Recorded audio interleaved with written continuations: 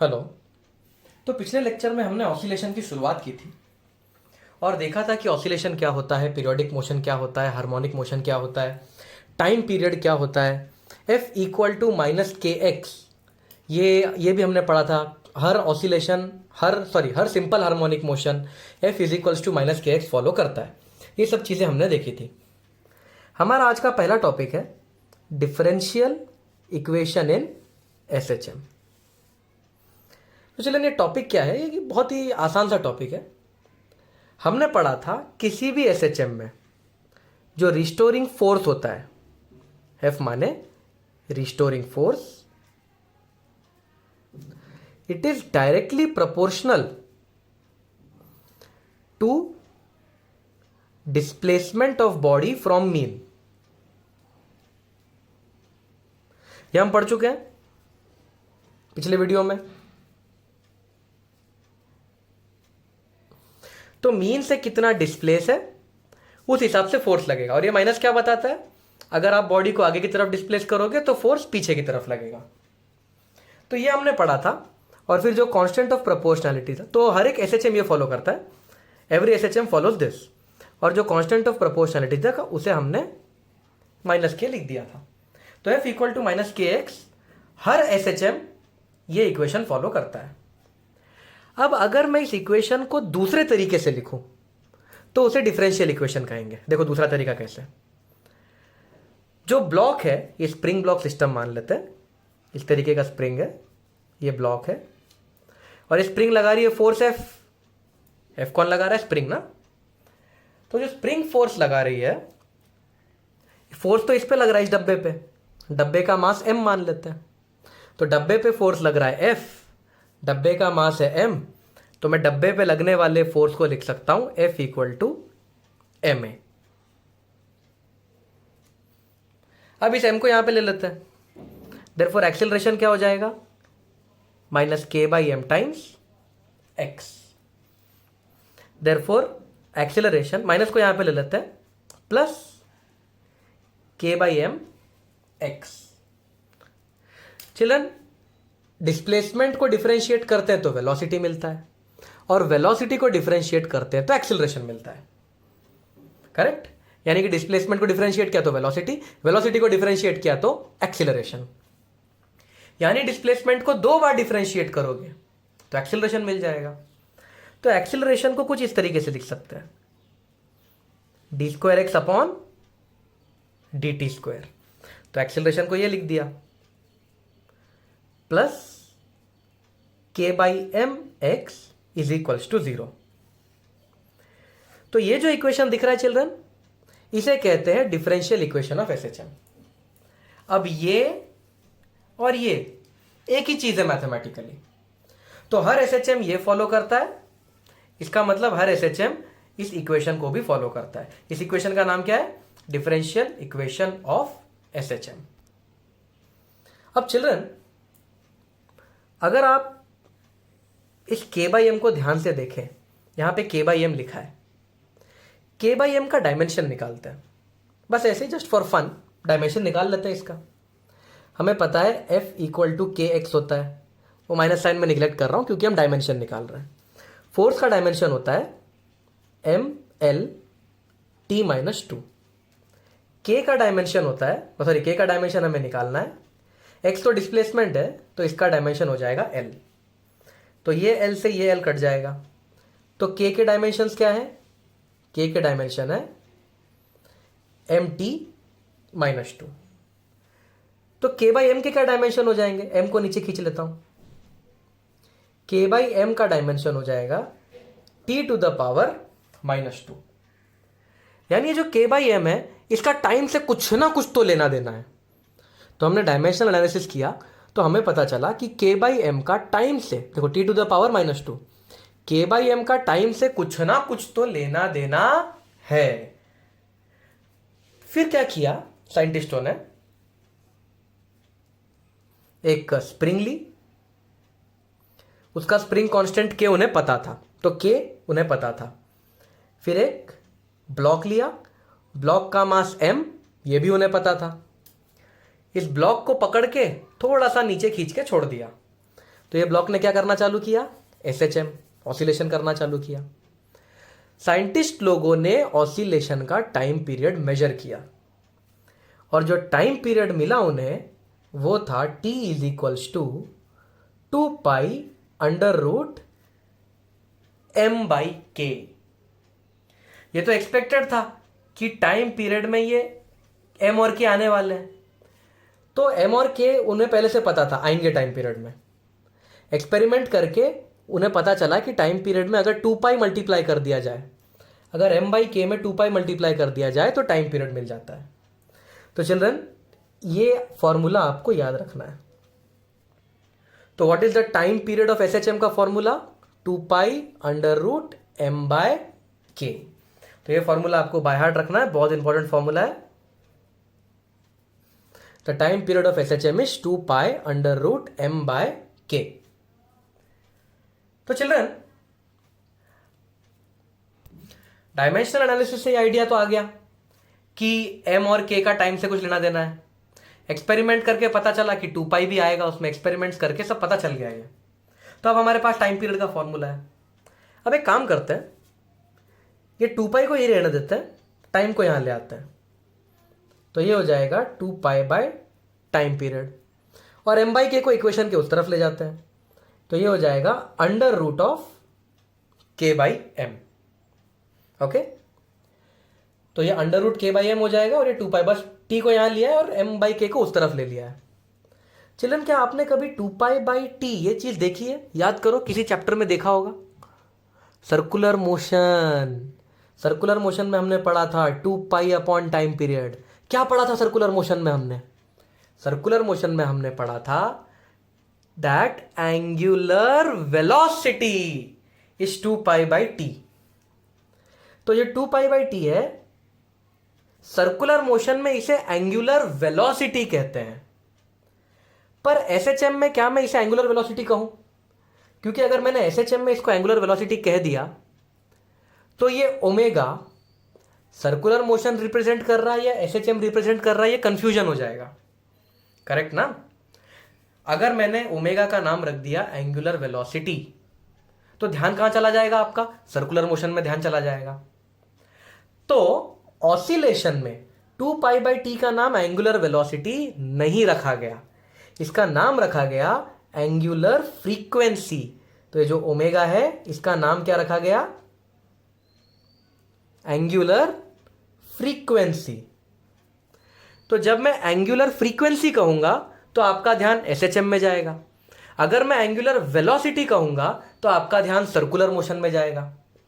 लेकिन angular frequency का जो फॉर्मूला है 2π टाइम पीरियड, वही एंगुलर वेलोसिटी का भी फॉर्मूला है 2π टाइम पीरियड। यहां से एक और चीज क्लियर होती है, पक्का एसएचएम का कोई ना कोई लेना देना है सर्कुलर मोशन के साथ। सर्कुलर मोशन के साथ पक्का कोई ना कोई लेना देना है। यहां पे भी 2π/t का नाम हमने रख दिया एंगुलर फ्रीक्वेंसी। सर्कुलर मोशन में भी 2π/t आ रहा था, उसको नाम दिया था हमने एंगुलर वेलोसिटी। पक्का एसएचएम का कोई ना कोई लेना देना तो है सर्कुलर मोशन के साथ, वो हम देखेंगे क्या लेना देना है। तो चिल्ड्रन हमें एक और फॉर्मूला मिल गया जो एंगुलर फ्रीक्वेंसी होती है। अब मैं एंगुलर फ्रीक्वेंसी कहूंगा, एंगुलर वेलोसिटी कह दिया तो आप सर्कुलर मोशन में घुस जाओगे। तो जो एंगुलर फ्रीक्वेंसी है इसका फॉर्मूला हमें अभी अभी मिला, ओमेगा इक्वल टू √k/m। अभी अभी ये हमें फॉर्मूला मिला और हमें डिफरेंशियल इक्वेशन भी मिल चुका था। डिफरेंशियल इक्वेशन क्या था एसएचएम का? d²x/dt² plus k/m of x equal to 0। तो k/m तो ओमेगा स्क्वायर है, देखो रूट हटा दूंगा तो k/m ओमेगा स्क्वायर है, तो इसको ऐसा लिख सकता हूं d²x/dt² plus omega square x is equals to 0। तो ये जो हमें इक्वेशन मिला है ये इक्वेशन ऑफ एसएचएम मिल गया है। तो अभी जो 8, 9, 10 मिनट में हमने जो डिस्कस किया, तो इस डिस्कशन में हमें 3-4 चीजें पता चली। पहला, टाइम पीरियड ऑफ एसएचएम का फॉर्मूला 2π√m/k। दूसरा, एंगुलर फ्रीक्वेंसी होती है 2π टाइम पीरियड, यानी कि √k/m। ये दूसरा फॉर्मूला हमें मिल गया। और तीसरी चीज डिफरेंशियल इक्वेशन ऑफ SHM हमें मिल गया। डिफरेंशियल इक्वेशन ऑफ SHM ये है d²x upon dt² plus ω²x = 0। और ये इक्वेशन क्या है? ये इक्वेशन अगर इजी लैंग्वेज में लिखा जाए तो this equation is nothing but f = -kx। इसका इजी फॉर्म ये है, इसी से इसको डिराइव किया गया है। तो ये तीनों फॉर्मूले आपको याद करने ही पड़ेंगे। You have to remember these 3 formulas. तो चलो, अभी हमने डिफरेंशियल इक्वेशन देखा। हमारा अगला टॉपिक है इक्वेशन ऑफ SHM। पहले डिफरेंशियल इक्वेशन ऑफ SHM पढ़ा, अब इक्वेशन ऑफ SHM पढ़ेंगे। इक्वेशन ऑफ SHM क्या है? ये भी f = -kx का दूसरा रूप है, बस दूसरा रूप। तो चलो, हमें पता है किसी भी SHM में जो रिस्टोरिंग फोर्स होता है वो डिस्प्लेसमेंट के अपोजिट होता है और डायरेक्ट प्रोपोर्शन में होता है। सो f = -kx।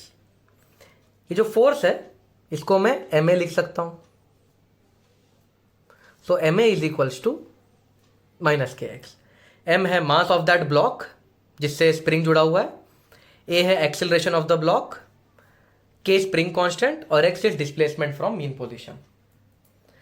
नाउ चिल्ड्रन, इसे इक्वेशन 1 लिख देते हैं। अब आप सब जानते हो कि एक्सीलरेशन होता है rate of change of velocity with respect to time. ये तो हमने बहुत ही पहले पढ़ा था, acceleration is equal to rate of change of velocity with respect to time. Therefore चलो, अब मैं क्या कर रहा हूं, dv/dt लिखा है ना, मैं जबरदस्ती एक dx/dx लिख रहा हूं। dx/dx कर देंगे तो 1 होता है dx/dx, तो मैंने इंटू dx/dx लिख दिया। देयरफॉर जो एक्सेलरेशन हो जाएगा, चिल्ड्रन, dx/dt क्या होता है? Rate of change of displacement with respect to time क्या होता है? वेलोसिटी। तो इस dx/dt को लिख देता हूं वेलोसिटी। फिर ये क्या बचा dv और ये बचा dx। इक्वेशन 2। अब इक्वेशन 1 में इक्वेशन 2 पुट कर देते हैं। Put 2 in 1। Therefore m, a की जगह क्या लिख सकते हैं अब हम? v dv/dx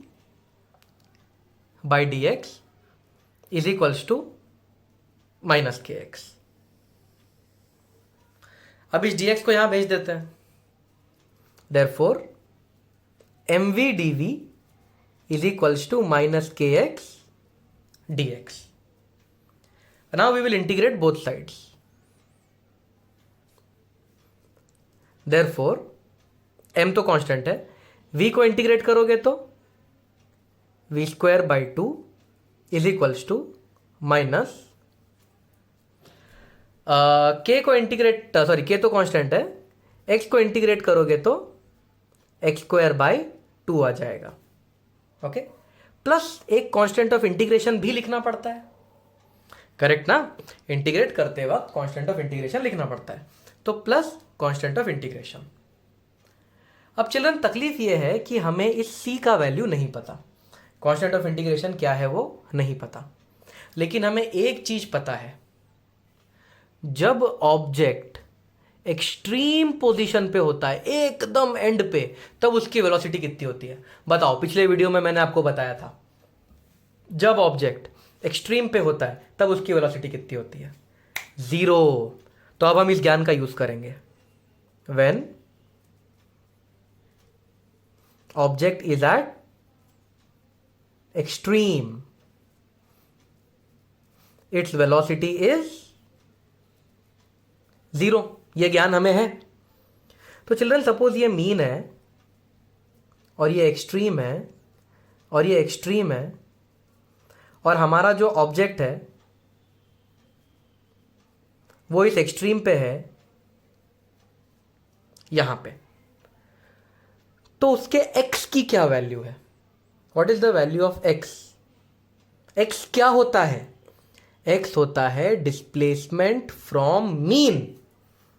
तो ये हो गया x। मीन से जो डिस्प्लेसमेंट होता है उसे एक्स कहते हैं ना, तो ये एक्स है।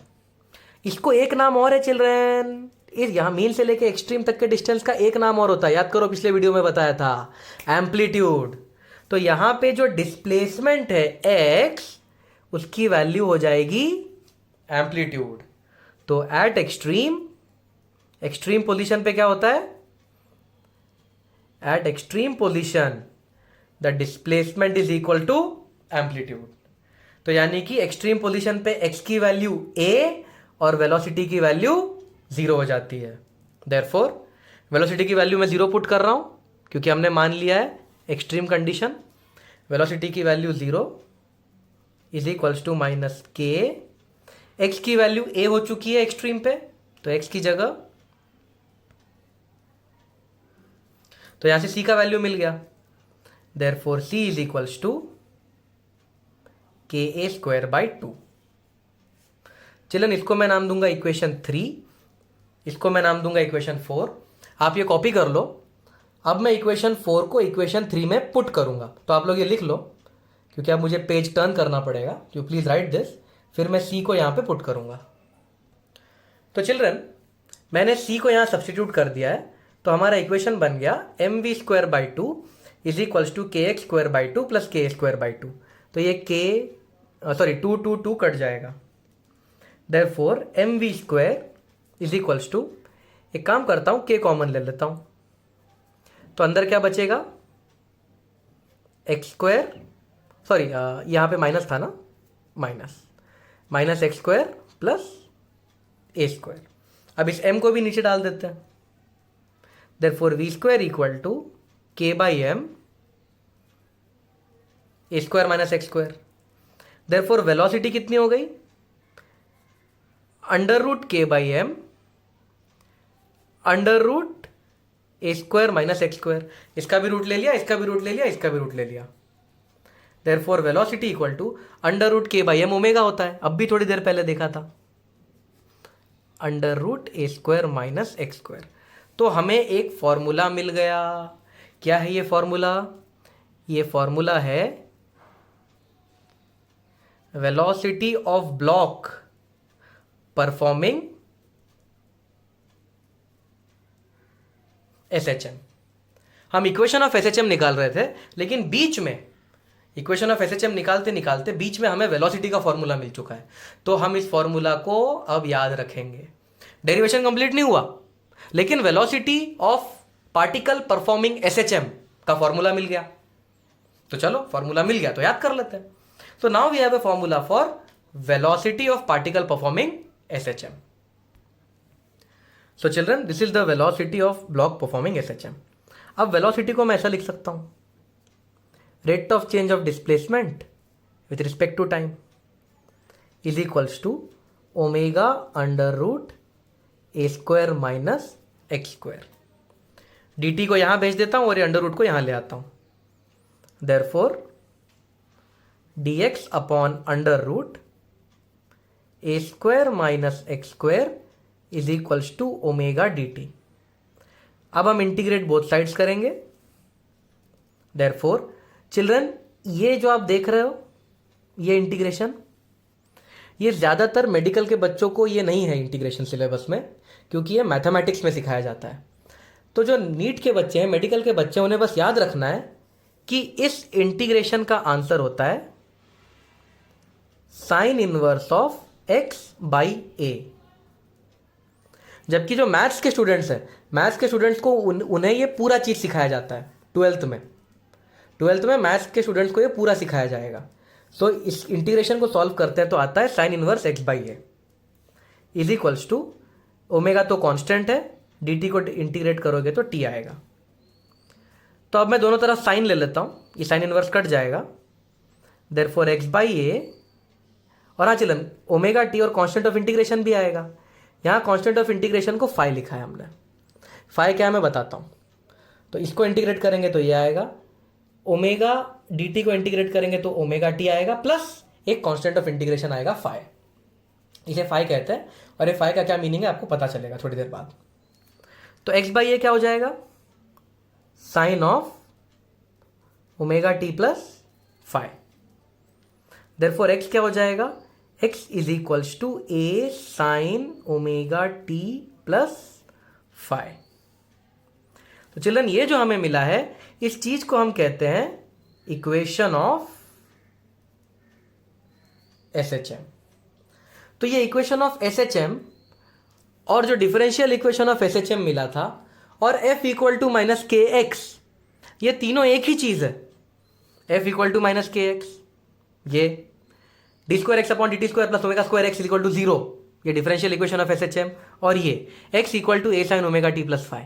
ये जो तीनों चीजें हैं, तीनों चीजें SHM का ही इक्वेशन है।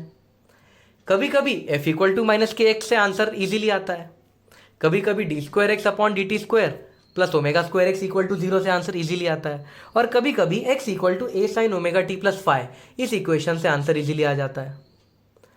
तो हमने f is equals to minus K X के टोटल 3 रूप देख लिए हैं। अब जो रूप क्वेश्चन के हिसाब से इजी पड़ेगा उसका हम यूज करेंगे। तो जब मैं न्यूमेरिकल करवाऊंगा तब आपको समझ में आएगा इन तीनों का अलग अलग इंपॉर्टेंस क्या है। तीनों कुल मिला के एक ही चीज बता रहे हैं, x equal to A sine omega T plus five, ये भी SHM है ऐसा बता रहा है, f equal to minus K X, ये भी SHM बता रहा है, और D square X upon D T square plus omega square X equal to 0, ये तीनों इक्वेशन बताते हैं कि SHM हो रहा है। पर depending on the question one form is better than the another. तो चलिए हमने इक्वेशन ऑफ SHM तो देख लिया, पर वो इक्वेशन ऑफ SHM है क्या, क्या बताता है, व्हाट इज इट्स सिग्निफिकेंस। तो हमने पढ़ा कि किसी भी SHM को इस तरह से लिख सकते हैं, x equal to A sine omega T plus five, इसे हम इक्वेशन ऑफ SHM कहते हैं। तो ये इक्वेशन हमें क्या बताता है, SHM की कौन सी इंफॉर्मेशन इस इक्वेशन में छुपी हुई है, लेट अस सी। नाउ चिल्ड्रन, इस इक्वेशन में x हमें बताता है पार्टिकल कहां है। x क्या बताता है, x बताता है लोकेशन ऑफ पार्टिकल, या आप ये भी बोल सकते हो कि पार्टिकल मीन पोजीशन से कितना दूर है, ये भी बोल सकते हो। तो मीन पोजीशन से कितना दूर है यानी कि हमें पार्टिकल की लोकेशन पता चल रही है। तो इस इक्वेशन में x का काम है पार्टिकल की लोकेशन बताना। a बताता है एम्पलीट्यूड,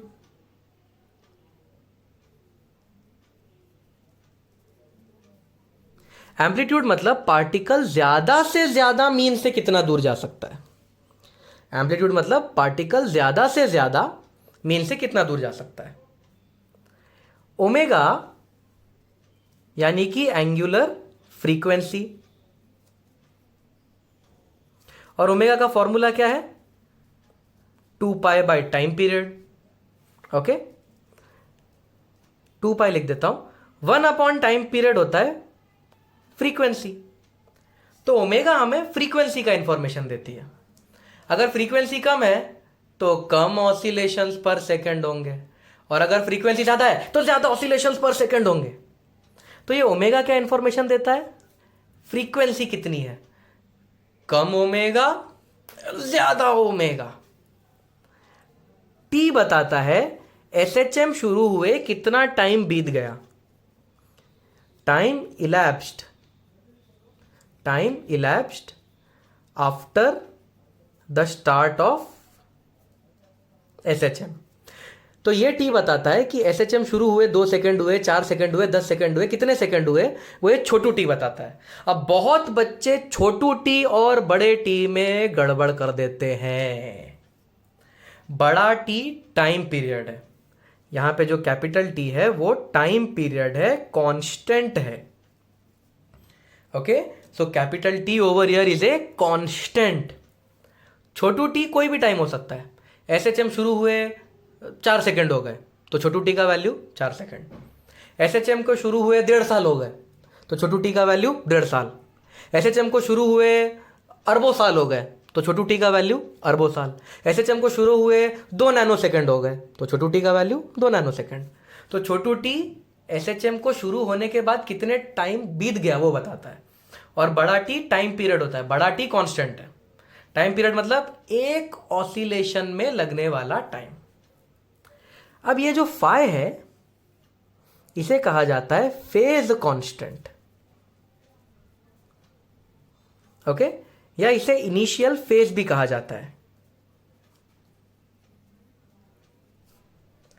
ये क्या बताता है? फाई क्या बताता है? फाई बताता है जब एसएचएम शुरू हुआ था, जब एसएचएम शुरू हुआ था तब पार्टिकल कहां था और पार्टिकल कहां जा रहा था। लिख के बताता हूं। फाई क्या बताता है? It denotes the position of particle and the direction in which the particle was about to move when SHM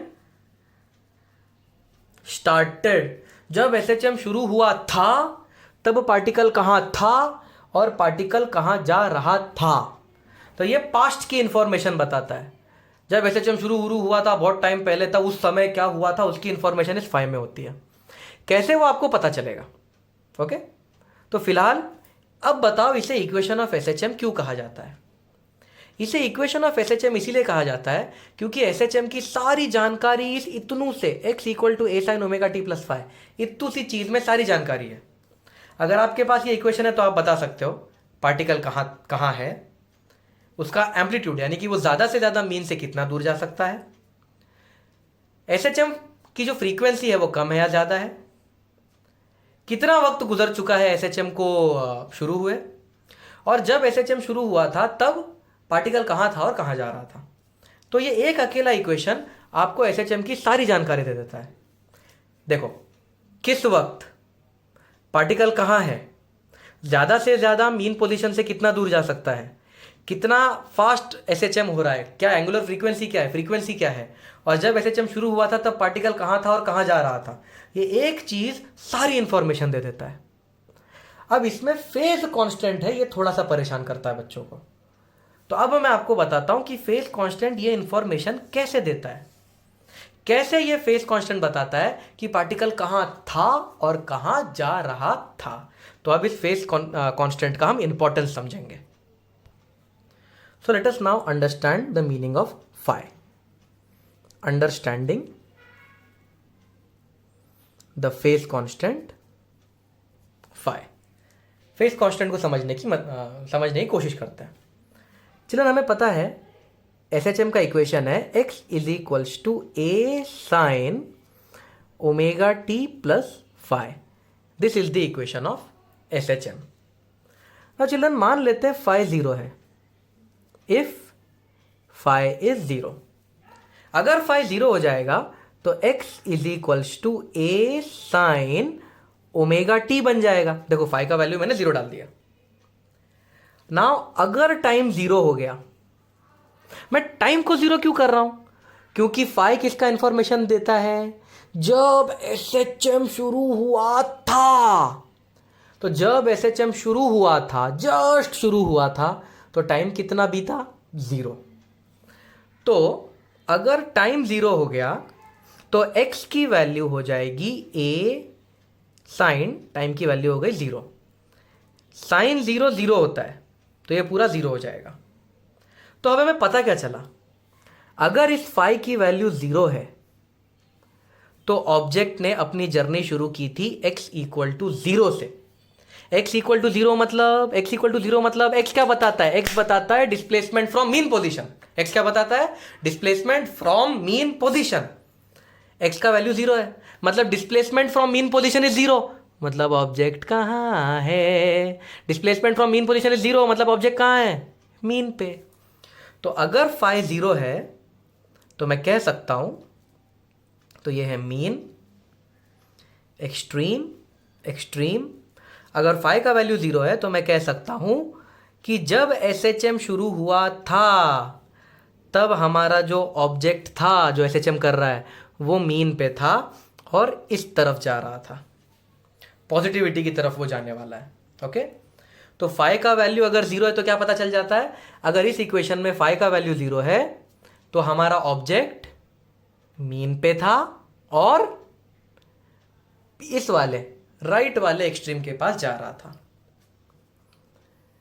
now children, अगर फाई का वैल्यू हो गया 30 डिग्री तो क्या होगा, if phi is equals to 30 degree, 30 degree की जगह π/6 radian भी लिख सकते हो। ओके, 30 डिग्री भी लिख सकते हो, π/6 रेडियन भी लिख सकते हो। तो ये इक्वेशन क्या बन जाएगा, x equal to a sine omega T plus 30 degree या π/6 रेडियन। अब चिल्ड्रन टाइम को जीरो पुट कर देते हैं, क्योंकि टाइम को जीरो क्यों पुट करना है, क्योंकि फाई किसका इंफॉर्मेशन देता है, जब एसएचएम शुरू हुआ था उस वक्त का। तो x की क्या वैल्यू हो जाएगी, a, टाइम तो जीरो हो गया तो ये गया, तो बचा क्या, साइन 30 डिग्री। साइन 30 डिग्री कितना होता है, 1/2। यानी अगर फाई का वैल्यू 30 डिग्री है तो आप समझ जाओगे जब एसएचएम शुरू हुआ था तब हमारा पार्टिकल a/2 पे था। a/2 का मतलब है अगर ये मीन है, ये एक्सट्रीम है, इस डिस्टेंस को बोलते हैं a। तो जब एसएचएम शुरू हुआ था तब हमारा पार्टिकल a/2 पे, ये पूरा a होता है ना, हमारा पार्टिकल a/2 मतलब यहां पे था और यहां जा रहा था। तो फाई का वैल्यू अगर a/2 है तो एसएचएम स्टार्ट हुआ, सॉरी, अगर फाई का वैल्यू 30 डिग्री है तो एसएचएम स्टार्ट हुआ a/2 से, यहां से लेके यहां तक a है तो यहां से लेके यहां तक a/2 है।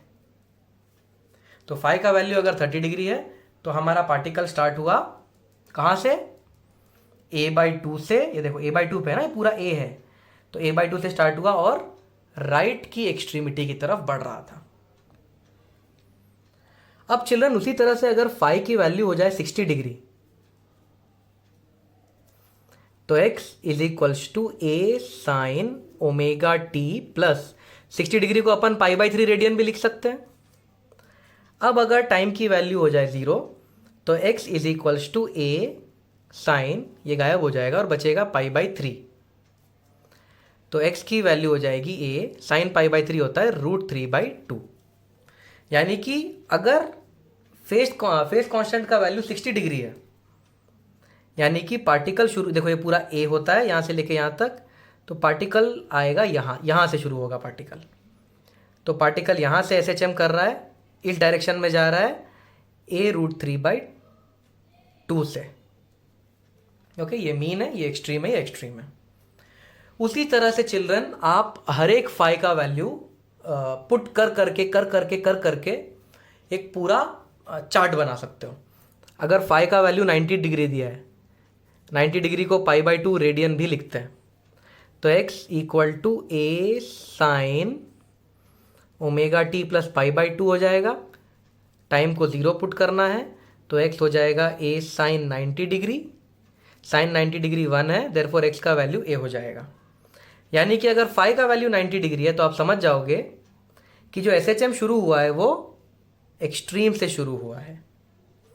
x का वैल्यू a है ना, तो यहाँ से एसएचएम शुरू हुआ है।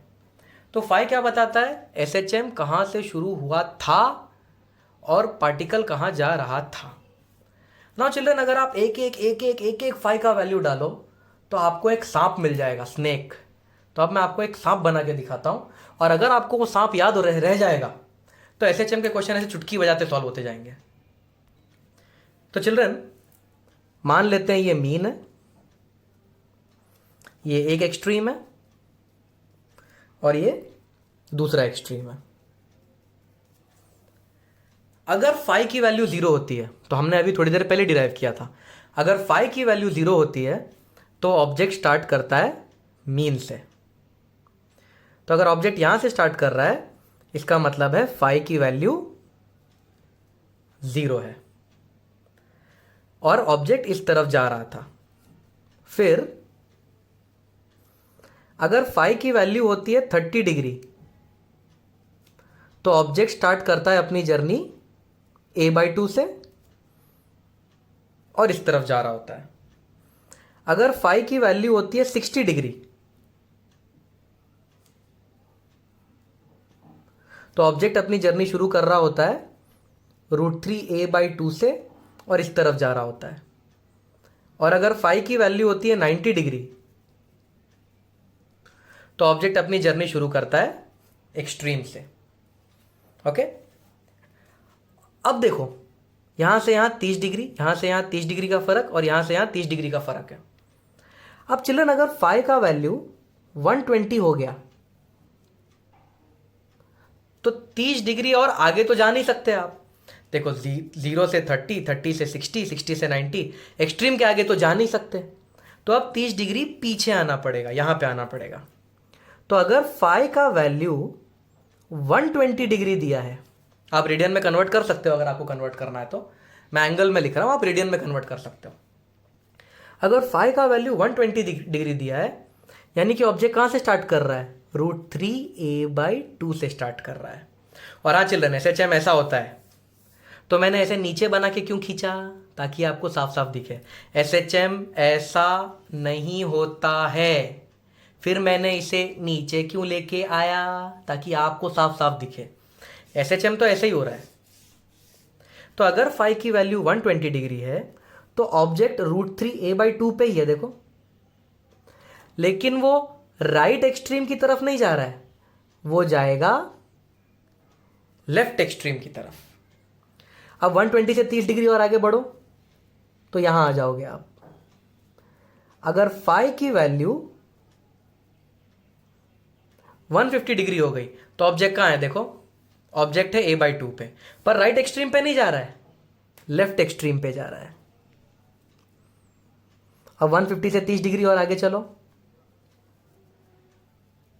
180 डिग्री। अगर फाई की वैल्यू 180 डिग्री है, इसका मतलब ऑब्जेक्ट मीन पे है, लेकिन राइट एक्सट्रीमिटी की तरफ नहीं, लेफ्ट एक्सट्रीमिटी की तरफ जा रहा होगा। 180 में और 10 डिग्री जोड़ दो, ये हो गया 210 डिग्री। अब यहां से आप a/2 मुड़े थे, तो अब यहां से a/2 आगे की जगह यहां से a/2 पीछे, तो ये आप -a/2 पे हो। क्योंकि यहां से a/2 आगे जाओगे तो 30 डिग्री आगे बढ़ता है, यहां से a/2 पीछे जाओगे तो 30 डिग्री आगे बढ़ेगा। तो अगर फाई का वैल्यू 210 है, मतलब ऑब्जेक्ट a/2 पे है। कौन से a/2 पे? नेगेटिव साइड वाले a/2 पे, और जा रहा है इस वाले एक्सट्रीम के पास। देखो एरोज, देखो ऐसे फिर ऐसे।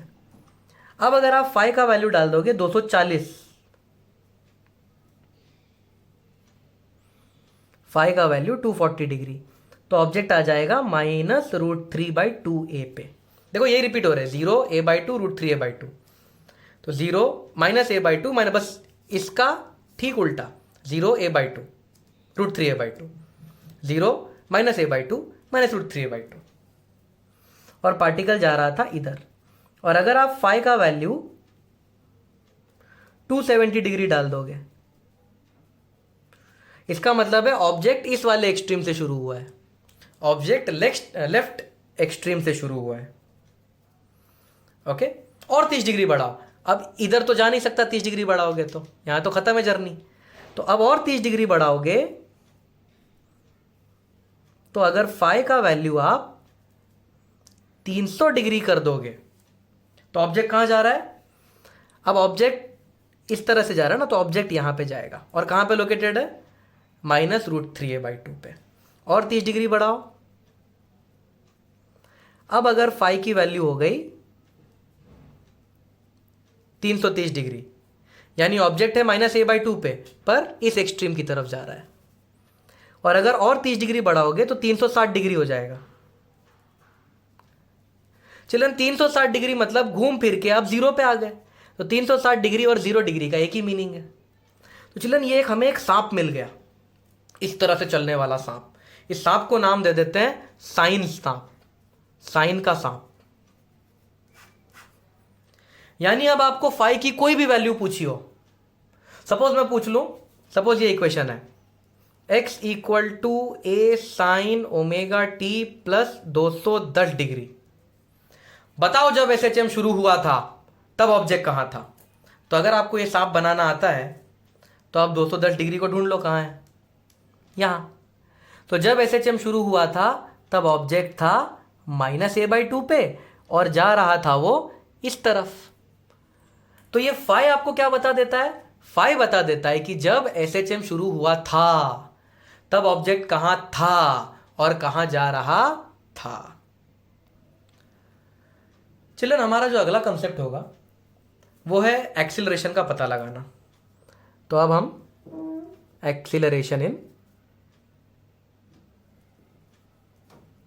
एक्सीलरेशन ऑफ पार्टिकल ढूंढेंगे परफॉर्मिंग एसएचएम। अब चिल्ड्रन हमें पता है F = -kx होता है। देयरफॉर ये जो फोर्स है उसको ma लिख सकते हैं, ma = -kx। देयरफॉर एक्सीलरेशन कितना हो गया? -k/mx। देयरफॉर एक्सीलरेशन = k/m तो ω² होता है ना, k/m ω² होता है, थोड़ी देर पहले ही देखा था। ये बन गया एक्सीलरेशन का फॉर्मूला। नाउ चिल्ड्रन, ये एक्सीलरेशन कांस्टेंट नहीं है। क्यों? क्योंकि एक्सीलरेशन डिपेंड कर रहा है x पे। तो जैसे जैसे x की वैल्यू चेंज होगी एक्सीलरेशन की वैल्यू भी चेंज होगी। ओके, तो अगर ऑब्जेक्ट है मीन पे है तो मतलब x का वैल्यू क्या हो गया? 0। अगर x का वैल्यू 0 हो गया तो एक्सीलरेशन का क्या वैल्यू हो जाएगा? 0। तो ऑब्जेक्ट अगर मीन पे होता है तो उसका एक्सीलरेशन 0 होता है। देखो, हमने टेबल पढ़ा था पिछले वीडियो में, उस वीडियो में मैंने बताया था मीन पे एक्सीलरेशन 0 होता है। इस फॉर्मूले से प्रूव हो जाता है। तो चिल्ड्रन, अब तक हम जितने भी फॉर्मूले पढ़ चुके हैं एसएचएम में, वो एक बार फिर से लिख लेते हैं। तो पहला फॉर्मूला हमने पढ़ा velocity. Velocity is ω√a² - x²। फिर हमें एक्सीलरेशन का फॉर्मूला भी मिल गया, ω²x। फिर हमें फोर्स का फॉर्मूला पता है एसएचएम में, -kx। फिर हमें डिफरेंशियल इक्वेशन पता है, d²x/dt² + ω²x = 0। फिर हमें इक्वेशन ऑफ एसएचएम पता है, a sin ωt + phi, ये इक्वेशन ऑफ एसएचएम हो गया। फिर हमें टाइम पीरियड का फॉर्मूला पता है एसएचएम का, t = 2π√m/k। फिर हमें एंगुलर फ्रीक्वेंसी का फॉर्मूला भी पता है, ये होता है 2π बाई टाइम पीरियड या 2π × फ्रीक्वेंसी या √k/m। तो ये सारे फॉर्मूलेज आप याद कीजिए। अगले वीडियोस से इस सारे फॉर्मूले के ऊपर हम न्यूमेरिकल्स करेंगे।